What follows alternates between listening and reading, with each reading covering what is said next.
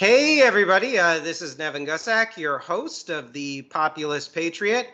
With me is one of my favorite guests, the one, the only Charles Daniels of American Workers First. Charles, welcome to the show. Tell me a little bit about American Workers First, a little bit about your professional background, and we'll move forward from there. How you doing? Nevin, I'm doing absolutely fantastic. I appreciate you having me on again. Always great to talk with you. Anytime we leave after these, I always have to go grab a dictionary to look up some words that you use. So I always learn something no matter what. So I've been a union member for the past 20 years. I've been active, and probably the past 5 years, I decided that a lot of the issues that I was seeing amongst union members across different sectors, it was the same exact problems. I was like, why are we fighting individual battles when we have the same opponent essentially? So that's why I started American Workers First, and it was done with intent, right? Because I think America First, the idea of it isn't bad. There's nothing wrong with prioritizing Americans. But that movement got hijacked and it turns into American corporations first, where that's really what they were prioritizing. So I wanted to get back to American workers first. So we have 6 core ideas that are important to us, really just an ideology that when I talked to people across all different industries, across all different political beliefs, they all agreed with it. And it just had to do with keeping jobs in the United States, not giving tax breaks to companies that are eliminating American jobs, and just prioritizing American workers. And you can get away with saying made in America as a good thing. But for some reason, when you say you need to prioritize American workers, all of a sudden it turns into nationalism. People will call you a fascist online. And I think that's wrong. And I think it really alienates a lot of people that don't understand because they live in a world where they're losing their jobs. And then people are telling them that you're supposed to be okay with that. And no one's ever going to be okay with that. So that was the genesis of American Workers First. Awesome, awesome. Now, what kind of support do you find do you get? Do you get supporters, assuming obviously through the workforce, through laborers of all types, white collar, blue collar, pink collar, if you want to be politically correct and inclusive, of which we are on the show, inclusive, that is, not necessarily politically correct. Um, do you find that you have a bipartisan following in your core of supporters? Do you attract mostly Democrats, but do you also get independents? Do you get leftists? Do you get Republicans, conservatives? Do you even get libertarians? uh, so I do not get far right. When I started and it was just a name, they kind of gravitated because it had the America First part in it. But Mhm. after they started seeing the stuff that I was sharing and the refusal to just blame one political party for the issue, because it's not a party issue, it's an American issue. It's an issue with the actual system that's in place. So I lost them, but I also lose the really far left people because of the name. And it's funny because to me, one of the first things I was taught was you don't judge a book by its cover. But immediately, just the name that's association with the group that I made turns a lot of people off, and they call me a Nazi and they call me a fascist. And I'm like, man, just look at the content that I'm sharing, and you'll see that I'm on your side with this stuff. But I also stay away from a lot of the more politicized aspects when you talk about immigration or abortion or gun control or gender identity or anything like that. I don't care about those things. Those are all important issues and they should be discussed. But I think you need to talk about the things that you have in common. And workers, whether you're a Republican or a Democrat, you're facing the exact same issues. And it's that corporations are soaking up all the money and they're disenfranchising you, and they've legislated their way through bribes and just corporate buffoonery to where you don't have the rights that you should as a worker. So I try to never blame a Republican or a Democrat for anything. I just put out content and you draw your own conclusions. I'm never saying it's one group's problem. Well, it's interesting. We had a guest on our show, another recurring guest, who is a defector from the Koch network, who is a old-fashioned conservative. Her name is Tina Trent. And she defected basically from the high levels and here in the state of Florida of a group called Americans for Prosperity. I'm sure you've heard of it.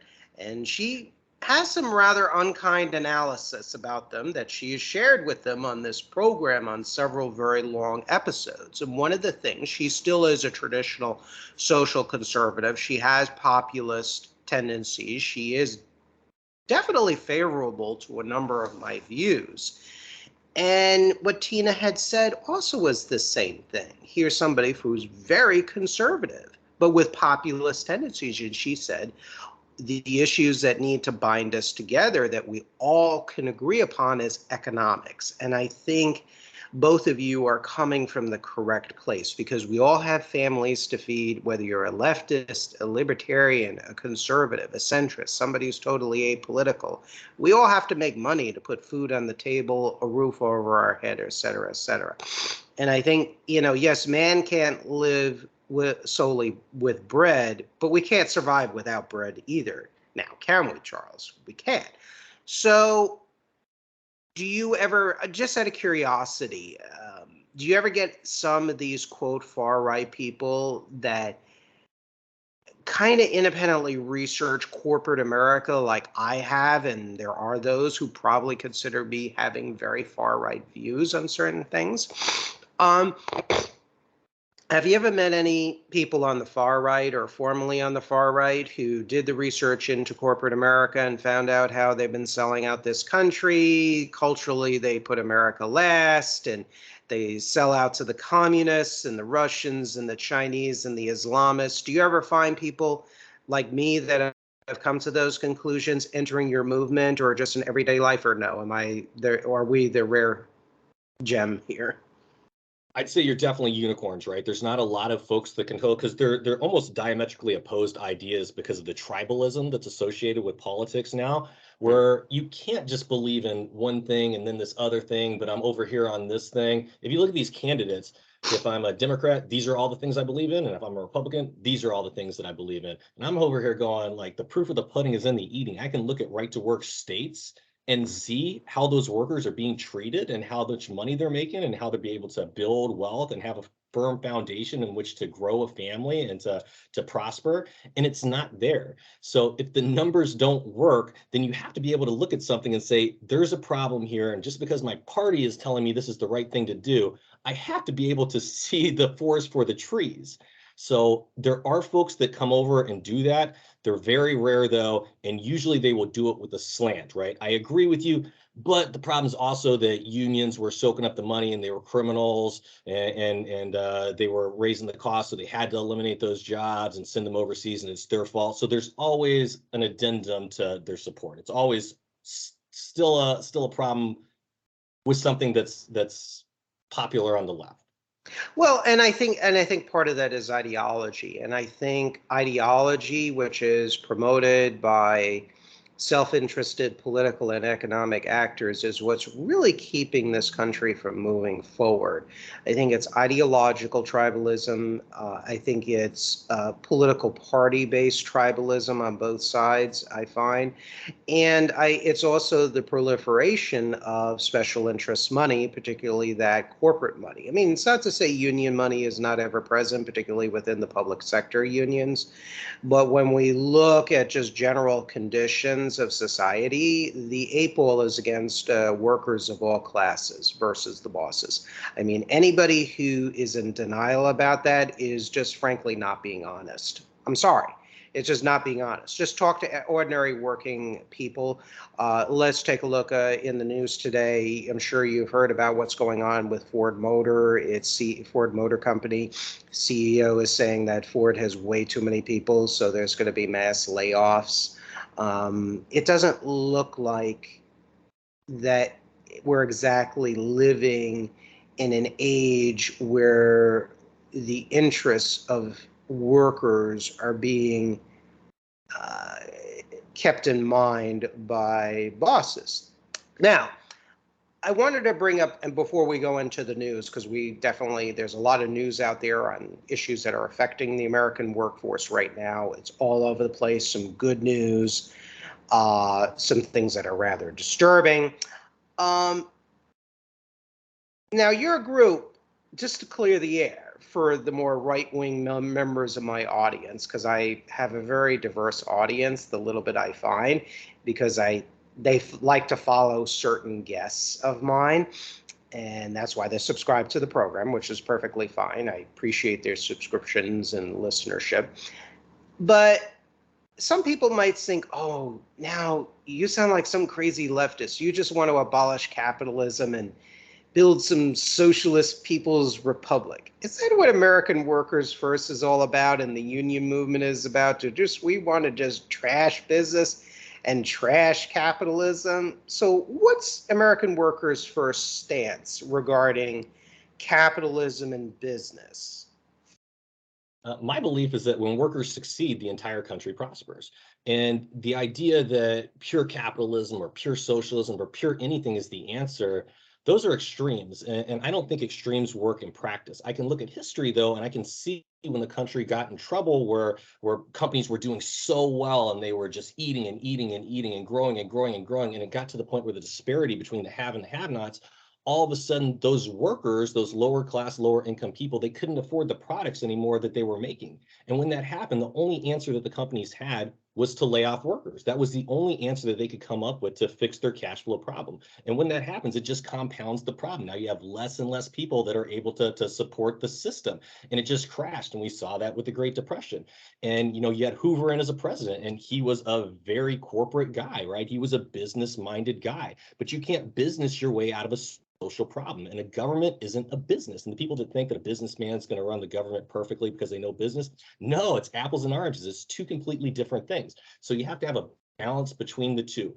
There's nothing more powerful than the United States government. So the government can influence in a positive way. And talking about Ford and these companies that get billions of dollars every year in federal contracts, but they're making cars in Mexico, that makes no sense to me. I think you need to prioritize positive corporate behavior, and you need to give those tax incentives to companies that are employing American workers. And if they're not, hey, you want to run your business any way you want to, that's absolutely fine. But I don't think me as a taxpayer should be subsidizing a company that's eliminating American jobs.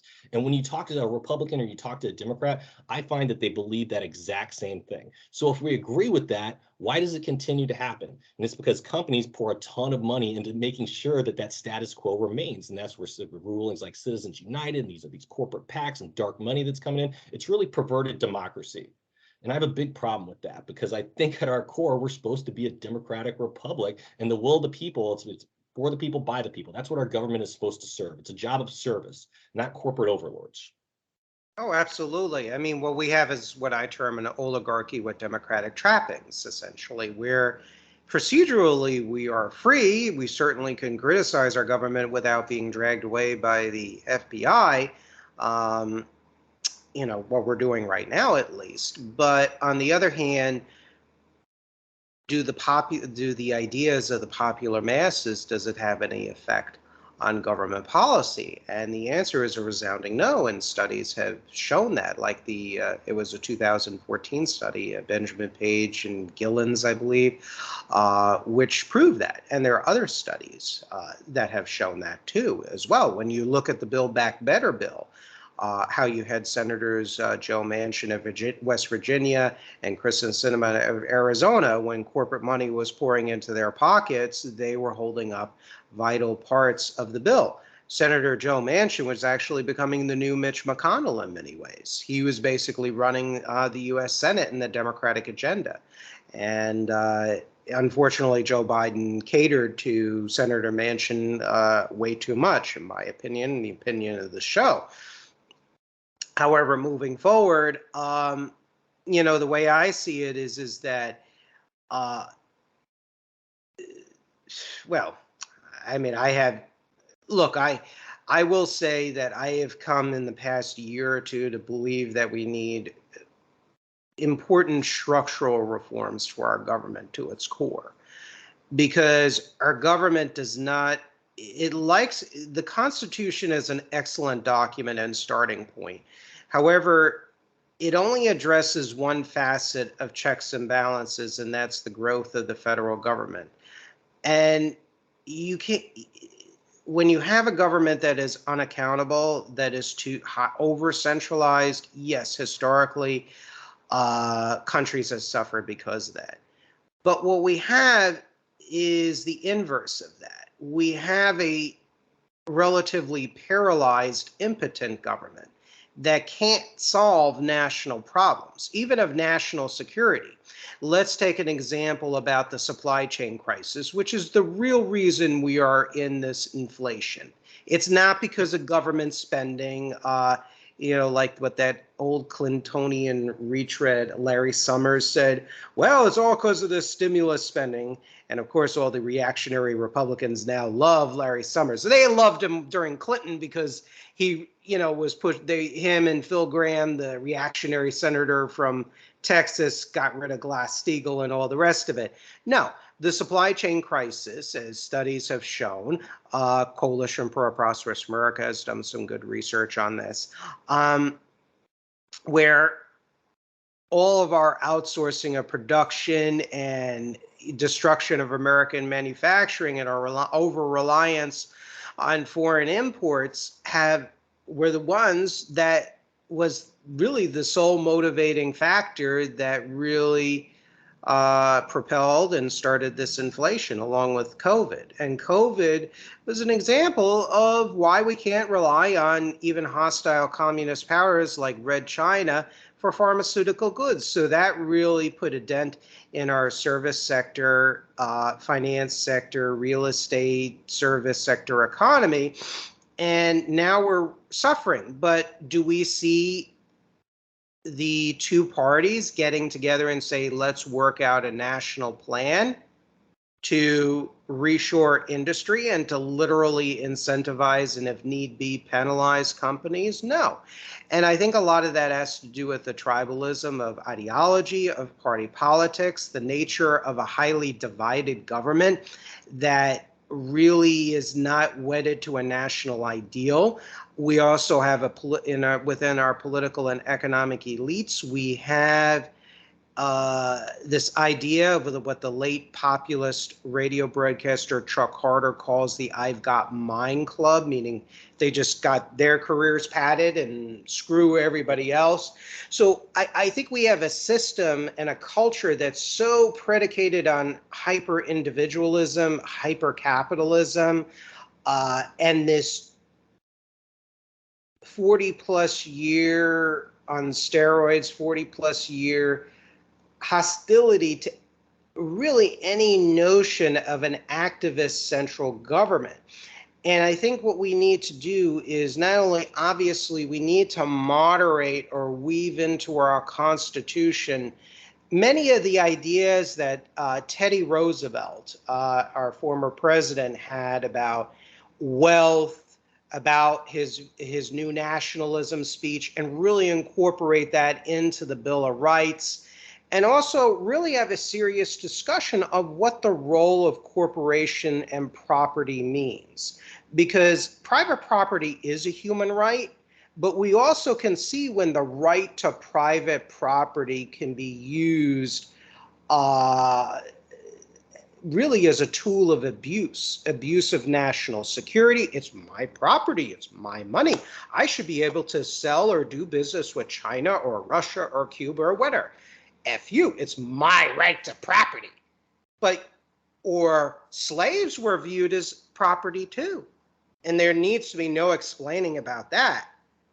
So when we look at our history, we really need to take a hard analysis and say, maybe we need to update things a little bit if we want to survive as a nation. Because I am a nationalist. I'm an American nationalist.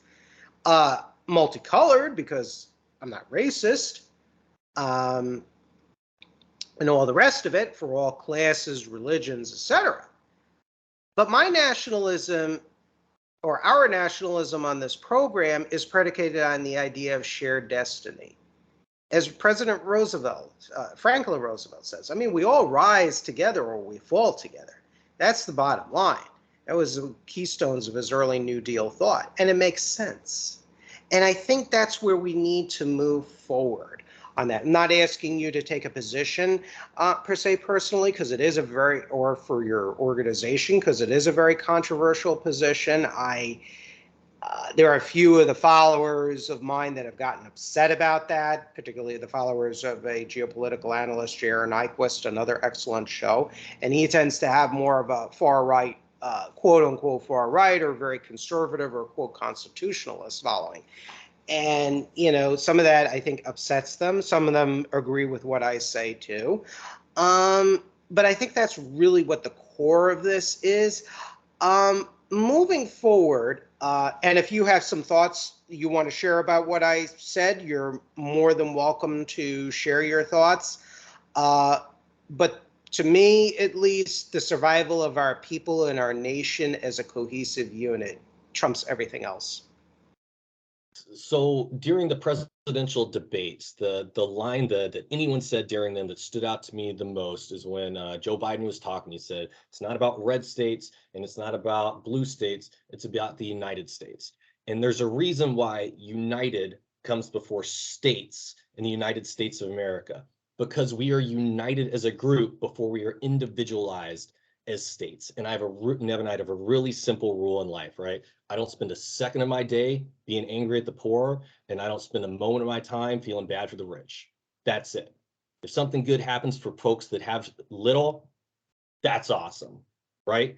If the people that have the most have some difficulties and their most turns into a little bit less of the most, so be it. Yeah, they're not going to start.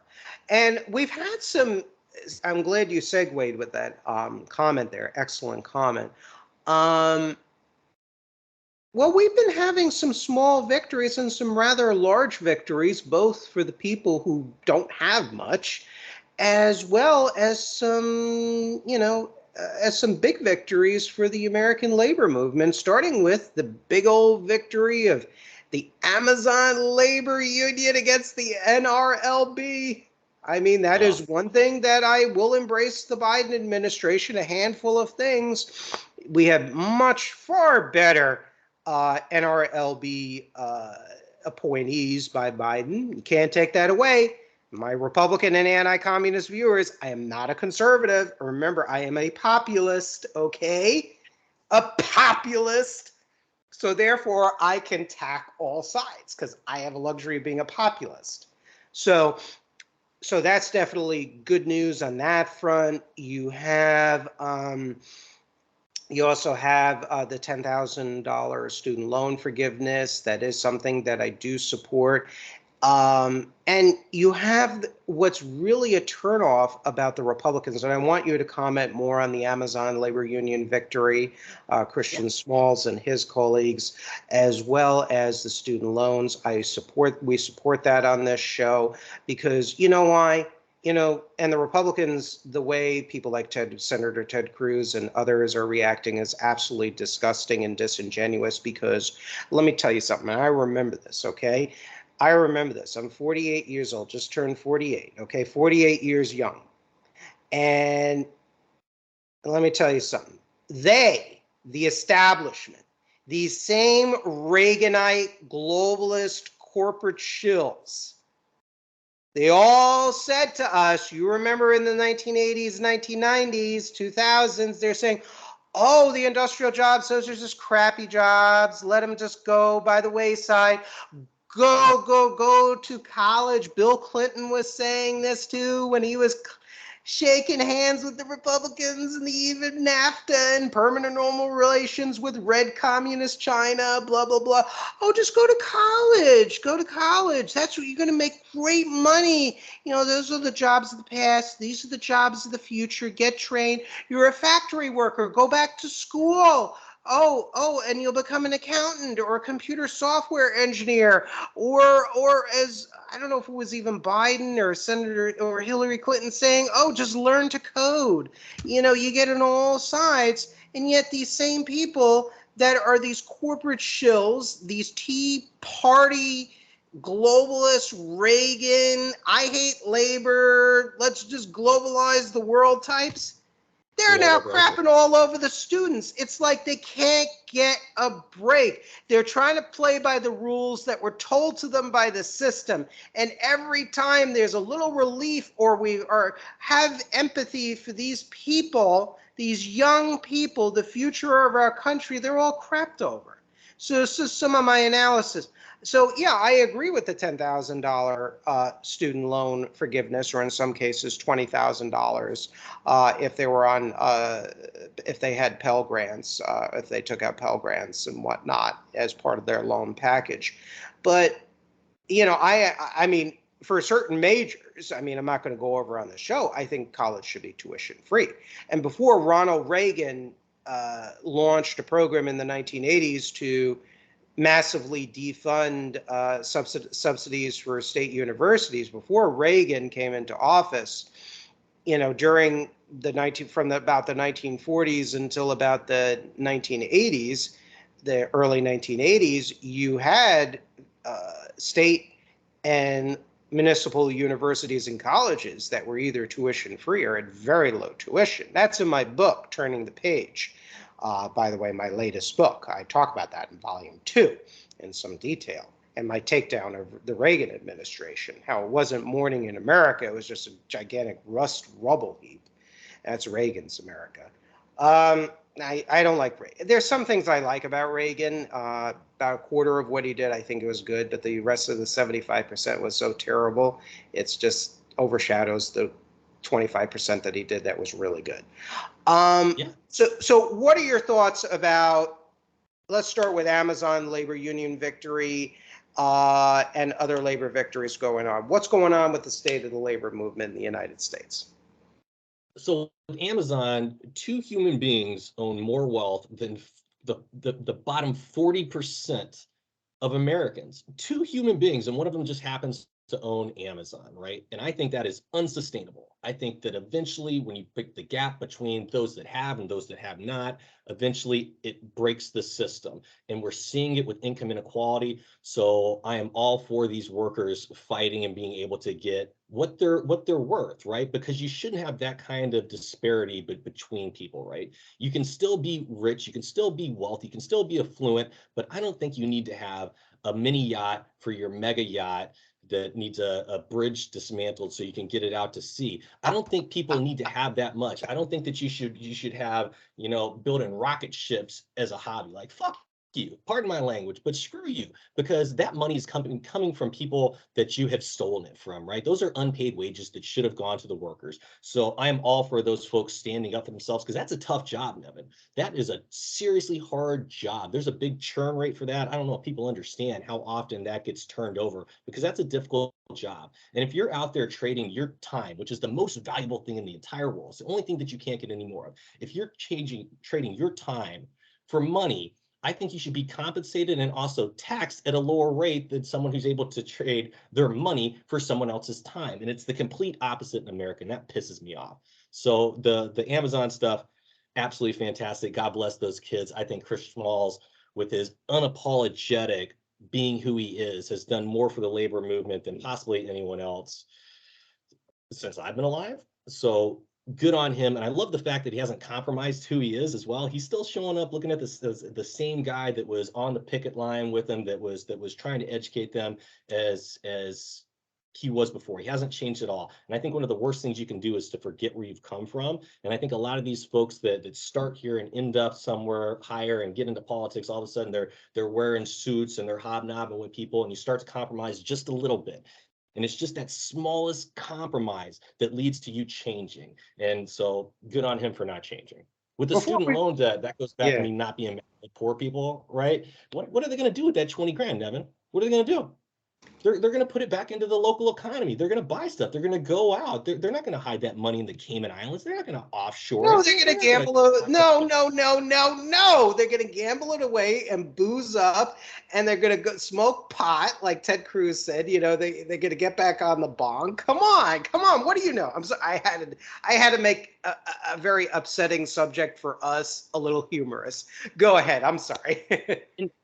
Nevin, that's exactly right, is that they hate the poor people, and they're telling people, hate the poor people. The poor people are your enemy. If I could tell anyone anything, it's that the poor are not your enemy. You are so much closer to that homeless guy on the corner sitting there with his dog, just hoping someone comes by and drops him $1 so he can go buy a burger, than you are to some billionaire, to some rich person. You're one medical malady away from being homeless yourself in the system that we have right now. Do not hate the poor. They are not your enemy. No, they're not. They're our fellow Americans. And, on this show, we don't feel that the patriotic rich people are our enemy either. And they do exist. Like Aaron Feuerstein, the former CEO of Malden Mills in Malden, Massachusetts, a real American business hero. And there are countless throughout our history, including ones that exist today. But to me, Jeff Bezos is not an American. He does business with communist China. He enables slave labor, as recent news revealed that Amazon's contracts with corporations that exploit slave gulag labor in communist China. He has very close relations with the Chinese Communist Party dictatorship. He treats his workers like absolute crap. He almost had the city government of Rotterdam in the Netherlands trying, as you alluded to adjust a bridge, basically a drawbridge, a lift bridge, to accommodate his freaking yacht. And this is where, so to me, he's not an American. He might have been born in America, but his heart, his mind, his culture is not in America. And that element of the wealthy individuals on this show, they are not our friends. We don't like them very much. And it's not because they have more stuff. It's because how they do business, how they treat their workers, and their general attitude about this country, which their attitude sucks, frankly. Yeah, because Nevin, like, how many times has their corporations been raided by Mongols? It's never happened. Me and you and all the taxpayers out there making sure that we're sovereign has stopped that. How has he benefited from having public roads? How has he benefited from having clean air, clean water to drink, a public school system? He's benefited from all those things. He's been able to get up because we helped him as a society get up. And now that you're at the top, you're saying that we can't be up just a little bit with you? Yeah, and local governments and state governments, they've given Bezos's fulfillment centers, which is what their warehouses are called, all kinds of indirect and direct subsidies and infrastructure improvements and whatnot. Let's not forget that. But yet, he's a huge, one of many, he's not the only one, proponents of one of America's two greatest enemies, which is China. And that's what led me to a much more, I don't call myself an anti-capitalist, but I definitely have become a much sterner critic of corporate capitalism, of unregulated or poorly regulated corporate capitalism. And that is through a national security lens. And one thing led to another, came to the conclusion that the form of capitalism that we've had for the 40 plus years is the problem. And once that is restructured, I feel that a lot of our national problems will become ameliorated. I mean, we're never going to have a utopia, and utopia is impossible. But I think when our current form of corporate capitalism is restructured, I think, again, a lot of our problems won't be solved, but they'll be greatly ameliorated, improved upon. And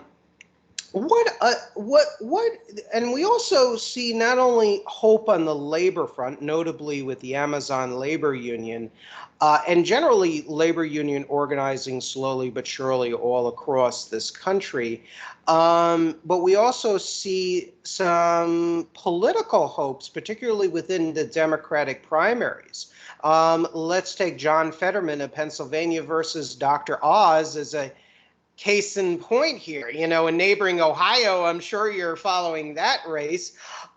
So do you see other glimmers of labor victories and growing organized labor union movements in other industries besides Amazon? If so, I'd like you to talk about that, as well as also the races of populist Democrats versus these just awful iterations of Republicans. Nevin, you shouldn't be able to buy a Senate seat, right? Dr. Oz is extremely wealthy, but who are you kidding? The guy's from New Jersey. He's not from Pennsylvania. John Fetterman, born and raised in New Jersey. He's got tattoos of the people on his arm, the dates that they died when he was mayor. He takes that shit real serious. And he talks like just a normal person. If you follow him on Twitter, he has a basic message: make more shit in the United States. Low-income people should pay lower taxes. You shouldn't have to pay crazy amounts for your medical. Just real common sense stuff that we need. We need people like that. This is supposed to be a government made up of people that are represented. And when you look at the disparity in Congress, right, of how many, the percentage of them that are millionaires and the percentage of them that are old white dudes, it doesn't make up what actual America is. We should have representation. So I'm a big fan of John Fetterman. What was the other question? Because I lost myself talking about Fetterman because I love that Yeah, guy. do you see any other do you see any Yes. other hopefuls out there, both in unions as well as unions by different industries, as well as also other candidates besides Fetterman? And I support Fetterman, particularly on his economic message.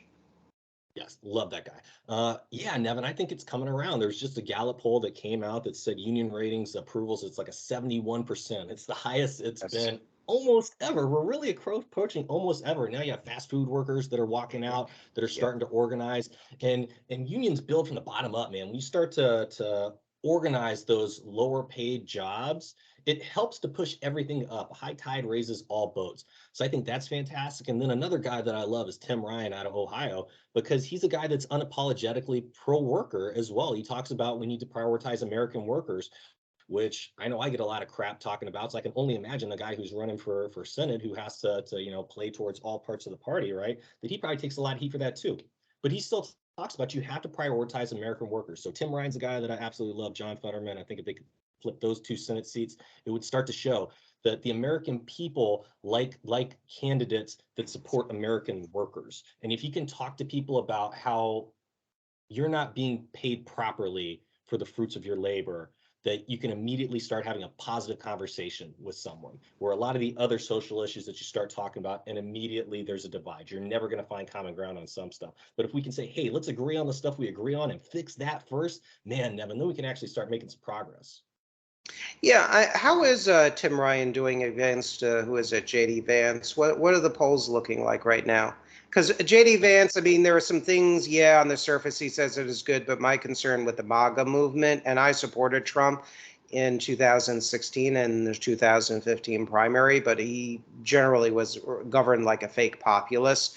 I'm a little concerned about that race. Is Tim Ryan, does he have any chance of winning? What does the numbers look like?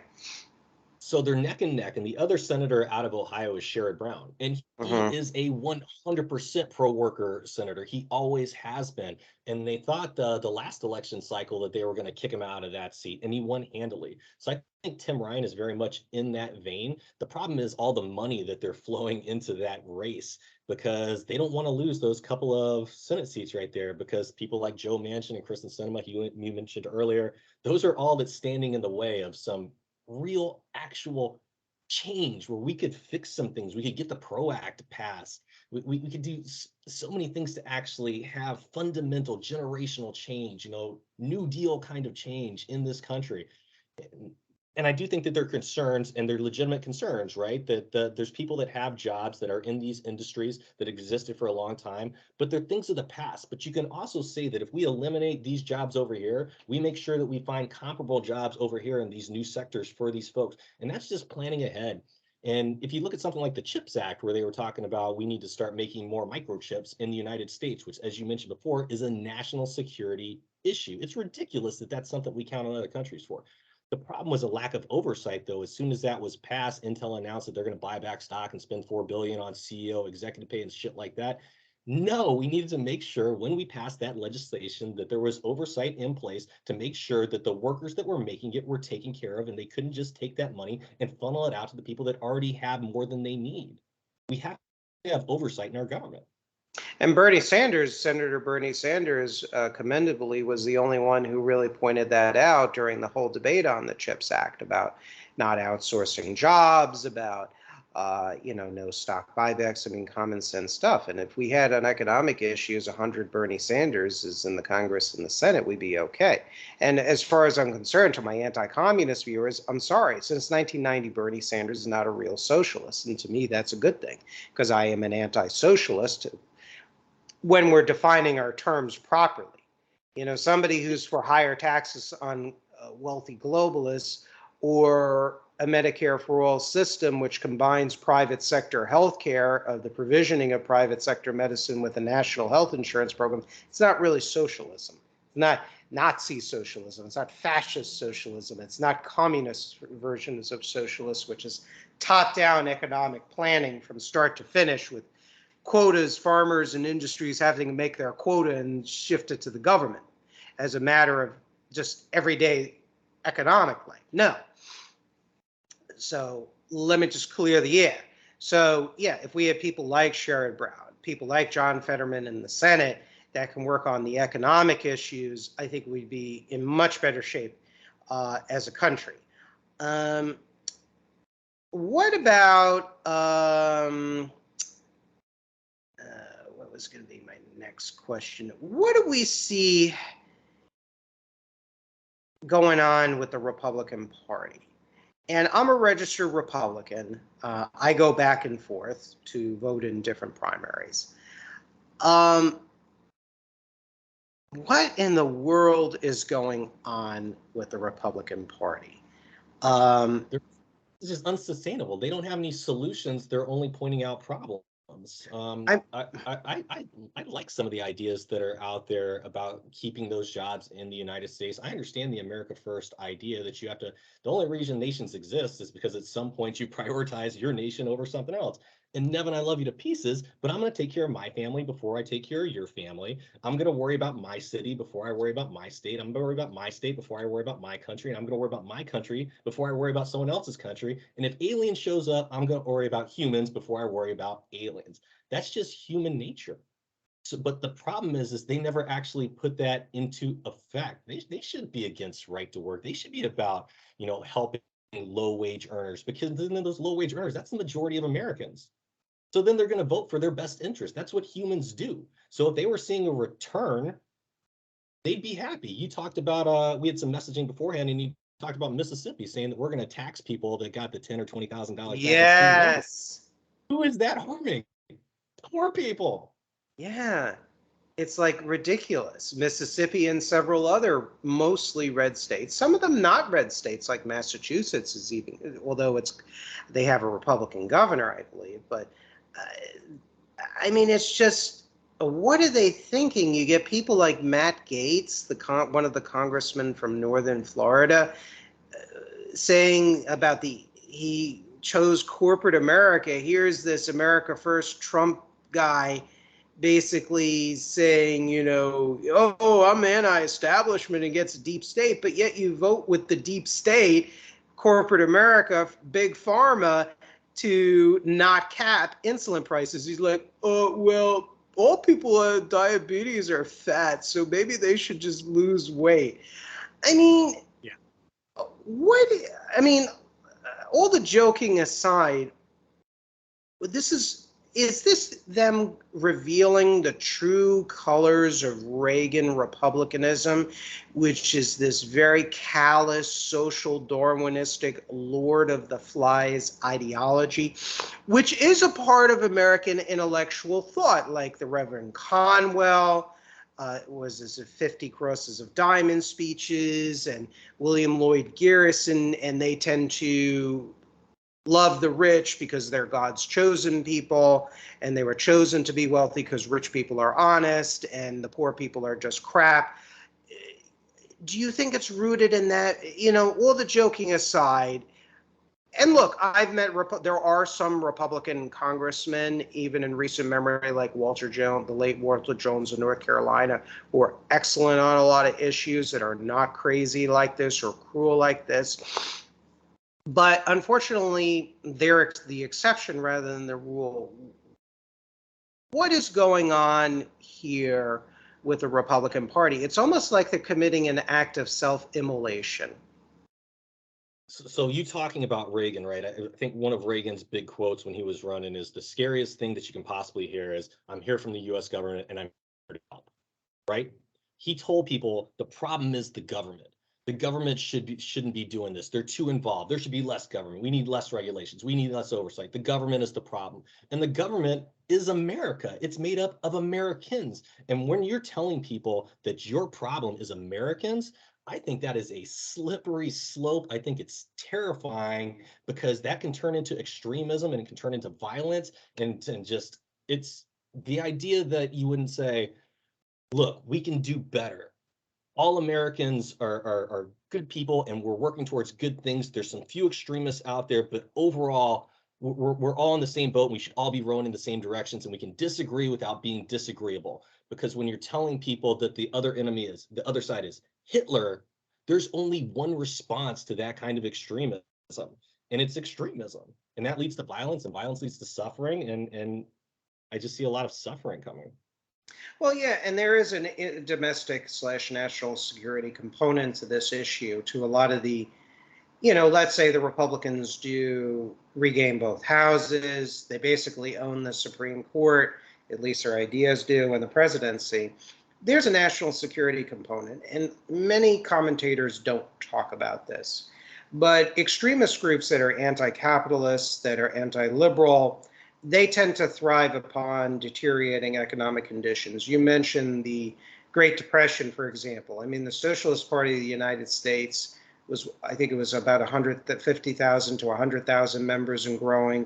Communist Party USA, which was controlled by the Soviet Union, they were at 90,000 at the height of the Great Depression, and they had many, many sympathizers. You had pro-fascist groups, which also saw anti-capitalist, anti-democratic reforms to the economy and another top-down command.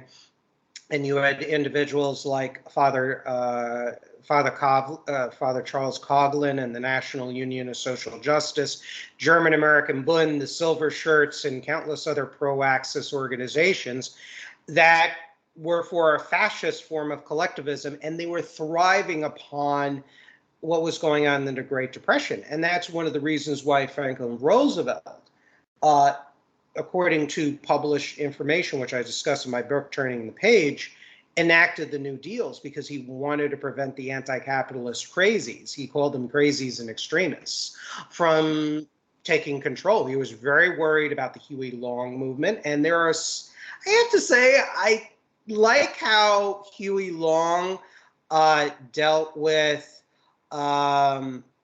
things in Louisiana, because he had a very similar situation of these Bourbon Democrats, which are basically the modern Reagan Republicans of today. They were so resistant to any modernizing force, he had to act as an authoritarian to get shit done.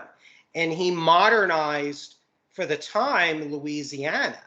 And so, but Roosevelt, there's a part of me that also doesn't like authoritarianism, obviously, either. But Roosevelt was concerned about Huey Long, too, as well. In fact, the Communist Party USA actually told its members to vote for Herbert Hoover and to campaign for Herbert Hoover. Why? Because if things get worse, that means revolutionary conditions increase. And you're never going to hear this on Fox News or Mark Levin or Ben Shapiro.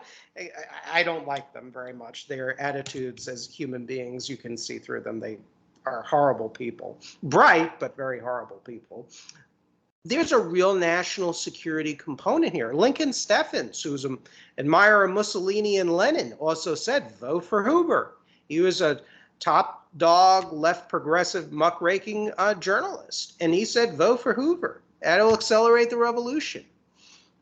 So I look at these Republicans and I say, you're just promoting revolution. You're promoting the worsening class struggle in the United States. And the very thing you complain about and bitch about, which is socialism, it's just growing. Democratic Socialists of America is hitting near the 100,000 mark in members. You look at why Matt Heimbach and other neo-Nazis became neo-Nazis. Well, they'll tell you it's because deindustrialization, disinvestment, drug addiction, brought upon by the Sackler brothers and the rest of the pharmaceutical opioid industry, 100%. And they have nowhere to turn to. They see the government failing them. And I see this problem growing worse and worse. And people will probably think, I'm a paranoid nut. It can't happen in America. Well, let me tell you something, bro. In Russia in 1917, you had 91 million Russians and only 100,000, 200,000 Bolsheviks. And you had a czarist government that was thoroughly corrupt and incompetent when it came to the economy, as well as also prosecuting World War I on the side of the Allied powers. And everything just went out of control. By the time the provisional government took over from the czars, it just was a chaotic, hot mess. And look who took over. Look who took over. Brief comments on that. Brief comments, Charles, before we go. Nevin, it's just a pleasure to get to talk to you. I enjoy these. Thank you for having me. And I am encouraged by what's happening right now and the fact that guys like John Fetterman that we mentioned recently has a lot of traction. The recent congressional races in Alaska and New York that didn't go the way people expected it to. So I'm happy with where the labor movement is. I feel like we have some brightness that's coming in. So I'm just happy to be a part of it. Absolutely. I'm sorry I'm going over a little overtime. I really get very passionate about these issues. It's hard to kind of bottle me up once you get started. Thank you so much, Charles. Let's have you back again on the show. Happy Labor Day, everybody. Remember our struggling labor heroes of yesteryear in the coal mines, sit-down strikes, the late 30s, to now heroes at Starbucks, Amazon Labor Union, struggling students, etc. Never hate on the poor. Poor are our brothers and sisters in solidarity with the patriotic elements of our middle and upper classes. Charles, thank you so much. Where can people find out about American Workers First? Where can they like your organization and follow you? Nevin, you can find us at www.americanworkersfirst.org, and then facebook.com American Workers First. Twitter, we're USA Workers First, and we also are on TikTok now. You can find us at Union Strong Activists. So yeah, man, if you're all right with it, I'll grab some of the clips from this and throw it up there. I'll throw some, Populist Patriot branding on it, and I'll try to get you over on the TikTok. Great. And there's also a show you have too, that Labor Notes. Labor Vision, yeah, the Labor Vision podcast. You can find that at claborvision.org, and then Labor Vision podcast on Facebook, and C Labor Vision, that's SEE Labor Vision on Twitter. Just trying to spread the good word, brother. Great. Thank you so much, Charles. Appreciate it. Enjoy your day, and we'll be talking again.